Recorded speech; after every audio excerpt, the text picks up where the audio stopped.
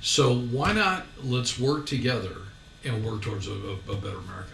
But I want to read a story. So Deb really helps me read through all the papers that we get every day. And this is a story that I could just keep reading. And first thing I wanted to say, thanks to my great wife and partner of 36 years, Deb. We get a lot of newspapers. I get 60 publications. She's kind of taken over reading the papers. So the Daily Press we get in the mail, and the other two, the Times and the Sun, come in the house. And she goes page by page, and she sees all kinds of stuff that I would not have necessarily seen. But this is rather interesting. I think that this speaks to every American, no matter who you are. I've always been a large Larry Elder fan. I mean, I support him when he ran for governor. I knew he wouldn't win. But I just like him. I think he calls it the way it is. I've always liked him. But this is an article that he wrote in the Sun newspaper, the Inland Empire section, Friday, November 1st. Okay, it's titled 2024 Elections, a Pro-Trump Immigrant Story. Okay, this is by Larry Elder. After speaking in a pro-Trump town hall in Phoenix, I got up early the next morning to make my flight back to Los Angeles. I went down to the front of my hotel to get into a private car I ordered from a company that came highly recommended. The shiny black SUV was waiting. The driver, a neatly dressed woman, bound out to help me with my bag and to open up the door. She had an Eastern European accent. Her name was Dee Dee. She asked why I was in town. I'm always leery to discuss politics, particularly in the era of Trump. But I know that many legal immigrants, particularly those from communist countries, are political conservatives. I'm with a conservative Christian radio and television communications company, and we spoke at a pro-Trump event for listeners of our Phoenix radio station, I said. Oh, I know who you are, she said. I've listened to you, and I've seen you many times on TV. That's why I wanted to pick you up. For the next half an hour, she told me about her life. She was born in Bulgaria. She's 58 years old, only child in her second marriage, and regrettably has no children. Her parents' family was well off, but lost everything when the communists took over, and they took everything. Her father died from a heart attack when she was 10. Her mother ran a government-controlled fruit stand. Dee Dee always wanted to come to America. She waited 15 years for getting a visa, and then she got a green card. She was 36 when she came to America. She came to Phoenix because her uncle lives there and took her in until she got her own apartment. When I got here, I cleaned airplanes. I went to my second job washing dishes and babysat for 2 to 3 hours, she said. Then I got up early the next morning. I did it all over again.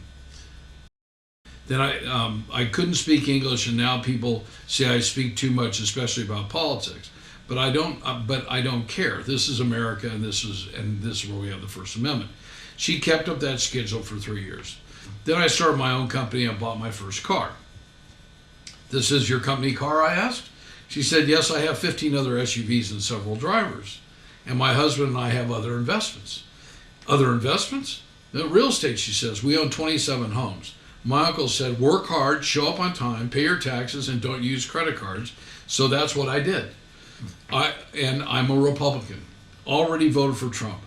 I'm from a communist country. I see where this country is headed if people don't wake up. It really isn't about Republicans versus Democrats. The problem is people who want something for nothing and expect government to take care of them and then complain if it doesn't.